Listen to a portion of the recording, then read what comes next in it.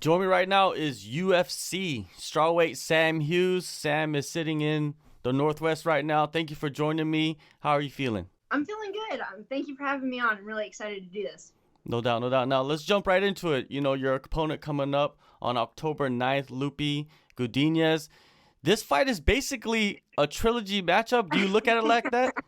I absolutely look at it like that. I'm so excited for this fight. I honestly, if I'm being completely transparent with you, I felt like the judging in Washington is extremely biased, and if you're not on the right side of the politics in Washington State, then you can have a bad decision. And I believe and my coach believes that that's exactly what happened. So for me, this is like the perfect opportunity to get out of Washington State and to compete somewhere where the judges are going to be unbiased and I'm going to have a great performance. And this is going to like kind of solidify, honestly, those first two fights that we had and the LFA title fight that she got from Demopolis. So it's a huge fight. It means a lot to me. So I'm very, very excited. Yeah, the web is kind of intertwined, right? With Yes. the champ from LFA, you and Godinez. Now let's go back to 2017, 2018 in those amateur fights. What do you remember most about Godinez? Man, I really respect her striking. I know she's a boxer, but she it's kind of hard because sometimes she'll say that she's more of a wrestler, but she never acts on her wrestling or anything like that. But she's a very hard puncher. She's like her, and I remember gosh, now I'm drawing a blank. I don't know why I'm drawing a blank, but a girl that I fought in Hawaii. Those are like the two of the hardest punches that I've ever felt. And so I know she puts a lot of stock in her strength, and so that's really what I remember from the fights. Yeah, and there's been a bunch of fights since then. You know, what have you, how have you developed? How have you changed since those fights? Man, I honestly feel like I am a well-rounded martial artist. I'm very good in jujitsu, very good wrestling, very good striker. Um, and although I respect Loopy a lot, like I really respect her as a fighter. I feel like she's very one-dimensional, and she like I said, puts a lot of stock in her strength and her striking. And she wants to like knock girls out, which is no problem. If you can do that all day, then do it. But if you go to decision quite a bit, then I think maybe you should start to like look different avenues and things like that. And that's where I feel like we've kind of split, where we were pretty like mark for mark in our first amateur fight together. And since then I've definitely grown and like developed my game, and she's kind of like stayed the same. So I'm excited for what you guys see in about a week and a half. Do you feel like maybe her success has kind of become a hindrance for her development? Um, possibly. I don't know. I don't know what her coaches are telling her to do and things like that. But I know that they really want her to be a striker, and that's fine. But I haven't seen her knock anybody out. I've seen her close in a combate fight, where I think the girl was just completely exhausted by the end of the third round, and she did drop, but they didn't call it, and the bell rang, and that was the end of the fight. So that's fine. But anyway, I think she's about the same. I know she's powerful, so I'm gonna respect her strength and respect her striking and protect my chin. But yeah, I think she's about the same. Loopy, she made her UFC debut last April against Jessica Penne, a tough opponent to make you made your debut against even a tougher That's true. opponent, right? And that fight Yeah. ended in a split decision, a close fight. What was your assessment of how that fight played out, and did you agree with the decision? I did agree with the decision. The reason I agree with the decision is because I don't think Loopy was trying to finish. Every time Jessica was wanting to take it to the ground, wanting to like get into a jiu-jitsu match with her, it looked like Loopy didn't want anything to do with it. And I think in the judges' eyes, that kind of shows that, well, she's not really playing ball. She's kind of wanting to stay up. She's wanting to strike, and she's kind of running away a bit. Where Jessica was trying to develop the fight. and take it down to the ground. So I definitely do agree with the decision, judges in that decision, but it was very, very close. So we'll see. Yeah, it was a very close fight. Now, turning my attention to you, you turned pro. When you look at it, it's incredible what you have done in such a short period of time, because you turned pro 2019. Basically, a year later in 2020, you get signed by the UFC. And then now in 2021, you're heading into your third fight with the organization. Did you predict any of this earlier in your career, or is it just everything you're just taking stride by stride? I'm honestly taking it stride by stride. I didn't expect to be like on this fast track, which I mean, I don't regret any of it by any stretch of the means, or stretch of the imagination. I'm very happy with my progression and things, how they've kind of happened. It's kind of been a whirlwind, and that's why I'm really excited to fight Loopy as my like third fight, because I'm really comfortable with that. I've seen her 2 times in the cage before. I've looked at her quite a bit. So I know, and I feel like this is the perfect fight for me as my third UFC fight, because I don't want to get judged on the Tisha fight. I don't want to get judged on the Loma fight, even though, I mean, I started slow. I should have, there's other things that I could have said about the Loma fight, and I what I should have done and things like that. But I really honestly want to put my ability in the things as me as a martial artist and a fighter in this fight. Like, I am so excited to have a great performance, and this is the fight that I want to get judged on. If somebody's going to say, oh, well, she doesn't need to be there, she doesn't deserve to be in the UFC. Well, judge me on this fight, because this is the fight that I'm going to show out, and I'm going to say like, oh shit, like she does actually deserve to be there. So I'm really excited. So do you want to erase the memory of the first 2 fights with this performance? Yeah, a little bit. And I think a lot of people, a lot of fans, they see you or see someone like you that jumped into the UFC so quickly, and they don't realize that you're still developing. It's not like you have 20 or 10, 15 fights even on the regional scene. You have 5. You know what I mean? That's not fair, right? Exactly. And that's kind of where I want to have this great performance with this fight coming up, is because, it takes a lot. Like, I don't think people really understand like the pressure, the chaos, the commotion of fight week in the UFC. And it's like, well, I'm just kind of a rookie at this. I've never really gone through all this. And then, all of a sudden you kind of get thrown into, in the cage and stuff like that. And so it's kind of hard to get that like adjustment period down. And now, I feel like this is something that, I'm starting to catch my groove, instead of like, trying to surf and it's like, oh shit, well, I fell down on this wave, but okay, now I'm starting to get the hang of it. And now I can actually like catch the wave, ride it out, and everybody's going to kind of take notice to that. What were some of the bigger surprises for you in your first couple of fight weeks with the UFC? I think it was honestly just like I put a lot of pressure on myself. And taking that fight with Tisha, I don't regret that at all. I honestly, that was like such a huge honor, and I respect Tisha so much, and to be able to share the cage with her was like amazing. It was an amazing experience. So I think it was just my own pressure of like, the UFC is like where everybody wants to be, right? And just kind of being like overthinking that whole process and being like, wow, this is like a huge opportunity. Don't fuck this up. And then it's like, well, if you like think about not fucking it up, then you're probably gonna fuck it up. So I just have to really focus, and that's something that I really did this fight camp. It's like, my cardio has always been really good. My training has always been really good, but like the mental side of my training, this is the fight camp that I've actually put so much energy into developing my mental side, developing my confidence. And that was something that I kind of took off of Loma and Tisha. It's like, what am I missing that they're doing? It's like, well, they've had like hundreds of fights.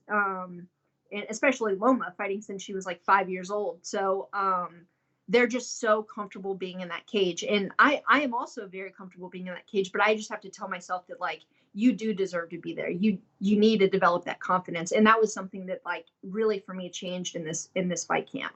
I felt like you proved a lot in the Tisha fight. Number one, you took the fight for your debut, which is like very rare for someone to do that, right? Sometimes you see fighters kind of turning down fights because they're not ready to get in there, but you're like, F it, you know what I mean? Like, I'm gonna get Yeah. in there when I can get in there, so let's do it. And then you went in there, they stopped the fight. It wasn't like you got stopped, right? It was different.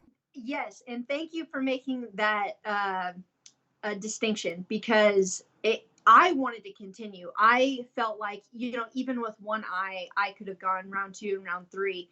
And I mean, you've seen me fight. As the rounds go on, I progressively get better. I'm a little bit of a slow starter, but then I progressively get better. So for me, that was tough. And, that was a tough call for my coach to make. And I think he, like, looking back on that, I'm so glad that he made that decision.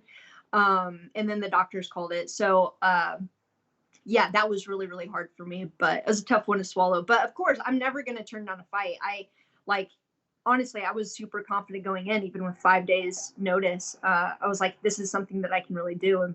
But the eye pokes happen, and Yeah, yeah. They definitely do this. It's a serious problem. And you mentioned something about your corner stepping in there and making that decision. Last weekend, Brian Ortega, the referee. Did you see this controversy?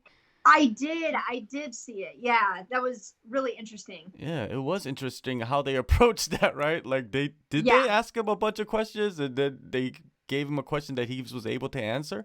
yeah, yeah. That's kind of how I was so confused. And even after, I think, like, going into the Loma fight, there was like a couple weeks before where there was like a series of like 3 or 4 eye pokes the weekends before that.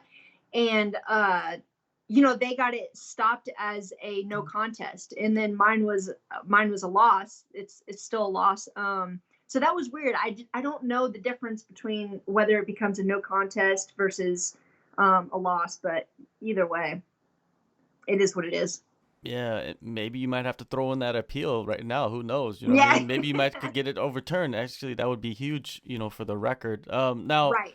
with Loopy, going back to her and her first fight in the UFC, which is her first loss. When you Yep. got your first loss, how hard was it for you to kind of get back up into the training room and get your confidence back? Man, it is extremely hard. That's something that you just have to go. I mean, you just have to roll with the punches, and you just have to say that, I mean, unless you're Khabib, unless you're like a huge anomaly, you're gonna have a blemished record. You're gonna take a couple losses, and I don't believe that, like, if you truly are a fighter, it's how you come back after those losses that really shows who you are as a person. Versus, maybe I should hang it up. It's like, no, you've only got 1 loss. You've only got 2 losses. It's okay. I mean, look at Angela Hill. Like, I think she got cut from the UFC and then worked her way back, and now she's like doing really well. Like, I mean, she's in the top 10 for a reason. And it's because she never quit. It's because, like, she just was like, you know what, screw it. I'm just going to keep going, keep fighting, keep training hard and working my butt off and showing everybody that I do deserve to be here. And that's exactly what I intend on doing. I think a little bit of a blemished record shows that, you're not just fighting scrubs. You're not just like walking through people. It's like you are tested. I definitely have been tested. So I think it definitely shows a lot. Besides Khabib, I mean, there's not many fighters. I thought John Jones that are almost perfect in their, but they were close to losing too. It's not like That's they weren't very close. true. And even like Khabib's early on in his career, I think Hmm. it was like maybe his second or third UFC fight. I mean, that it was a decision, Hmm. and he, in my opinion, kind of lost. But that's not how it turns out. Sometimes you get lucky. Yeah. So yeah. Yeah, you're right. You're right. Sometimes the judges will give you that luck, you know what I mean? But, Yeah. what can you do? Like, the judging has been up and down recently, but, I think we could trust most of the judges that are in there that are. I agree. I agree. For the most part, like, I've been pretty happy with the judging in Mhm. Vegas. But sometimes it gets a little weird. Yeah, definitely. And now, going back to, you're in the middle of camp, you're in the Northwest. I know you're from South Carolina. That Yes. journey to the Northwest, I actually grew up in the Northwest for part of my teen Oh years. wow. So Where did you grow up? uh just south of Tacoma. Okay. Okay. So like you're up there in the north, right, by Everett. Yep. All right. So in there with Coach Grant and Catalyst MMA, I want to know like the origin story of that and like how were the first couple of weeks with that team? Man, so that's okay. So this is the only gym I've ever been with. So he was the one I started with, and I believe who I'll end my career with. But it was kind of a weird thing. So like I came from South Carolina. I had like a regular 9 to 5 job in accounting and finance, and I was renting a house from this guy, and his friend went to Catalyst, and we used to go out and watch football games. They were Michigan State fans, and so we would like go out, have some beers and stuff like that. And he would ask me, he was like, "What do you do? Do you work out? Do you?" And I was like, "Yeah, I used to run track. I used to compete a bunch." And he's like, "Have you ever thought about like going to like kickboxing classes or anything like that?" And I was like, "I mean, maybe I'll give it a shot." Is like, it's different than just lifting weights and running on the treadmill all the time. So yeah, let me try it. And then honestly, after my first class, I was so hooked. I was like, "Oh my God, this is like the most fun I've like ever had, punching people in the face, getting punched in the face. I love this." So it just kind of developed from there. I kept showing up every single day, and it was kind of funny because coach asked me about 8 months after I joined, he was like, "Do you actually want to fight, or do you just want to do rec classes?" And I was like, "No, I think I want to actually get in the cage with somebody. I think I want to fight." And he was like, "All right, we'll see." He was like, "You won't last longer than 3 months training with me." And I was like, "Oh, okay. All right, let's do this." And then, so if anybody challenges me like that, I'm so competitive that I'm just like, "All right, let's actually go." So he was like, "Okay, you're not going to last 3 months." Obviously I lasted 3 months, and he was like, 6 months, you're going to quit. It's fine. And then we kept going, and pretty much the rest is history. Like we started competing all over Washington, and then my second amateur fight, we went to Hawaii to fight. And then yeah, we just kept going from there. So it's been quite the journey, and I'm so thankful for it. I feel super blessed.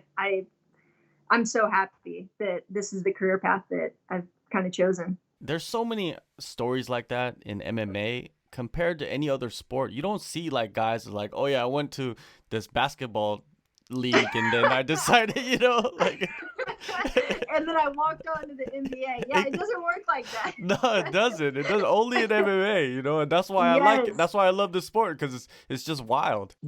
It's so wild. It is honestly, like we were just talking about that today at training. It's like the Wild West. Like it's so kind of unregulated, and just like kind of people are doing weird deals all the time. And yeah, it's definitely strange, but I'm so happy to be in this Yeah. industry. Yeah, a lot of weird deals going on now. Now, something that's not a weird deal is your fight coming up Yes. against Loopy Godinez. What is your visualization of this fight? How do you see yourself capturing that first UFC victory? Man, I know everybody says this, and it's kind of cliche, but I've noticed Loopy kind of does take some rounds off, or she kind of like she'll go hard for a little bit, and then she'll take some time off, and then take a round if she feels like she's winning. So I just intend to put the pace on her the whole time, and just drag her into deep water, and really see what her cardio is, and really push her to the limit. And then I think, I'm going to see where she has her holes, and I'm going to capitalize on that big time, whether it's a submission or whether it's something else. We don't know, but I don't want to say too much. But I know I'm going to go for the stoppage. I really, really believe that. Yeah, and this time it's for all the marbles. It's not It really amateur, is. and It you're at really the is. highest level UFC. It's not no gymnasium at the local high school, right? Nope. It's like in front of the world. So yeah, you got to come Yes. up with your A game, and I'm pretty sure she's gonna do it herself too. One last I know thing, she is. yeah, of course. One last Yep. thing before I let you go, I wanted to pick your brain about the title fight in your division, strawweight UFC 268. Rose Namajunas versus Zhongwei Li, the rematch. I know Yes. Carla Esparza is the real number one contender. A lot of people feel that in their mind. There's a lot of backlash for this. Do you agree with the UFC putting this immediate rematch together? Um, I mean, I don't know. I mean, I love Rose so much, and I think that it was definitely not a fluke. That she caught Welly uh in their last fight. I think that Rose is so tricky. And I wasn't obviously looking across the cage from her or anything like that, but she is very, very tricky and she's so skilled. But Welly felt like, she kind of got the short end of the stick. And I think honestly the exact same thing's going to happen.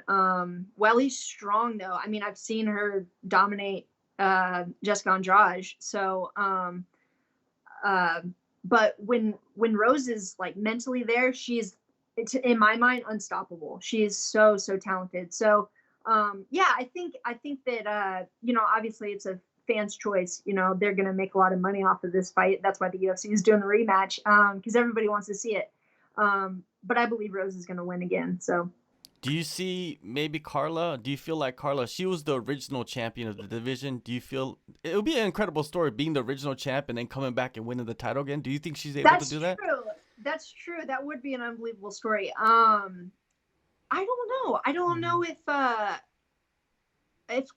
don't want to say Carla doesn't have it, because I think she's incredibly talented too. Her wrestling is phenomenal. But yeah, I don't see her having the belt again. I really don't. All right. There's a lot of tough competition in that strawweight division. October. It's stacked. Yeah. It is definitely stacked. I'll tell you that much. Yeah. And two of the prospects, yourself and Godinez, you guys are fighting October 9th, UFC Fight Night in Las Vegas. Sam, thank you so much for the time, and have a wonderful rest of the camp, and good luck on the fight. Thank you so much. Thank you.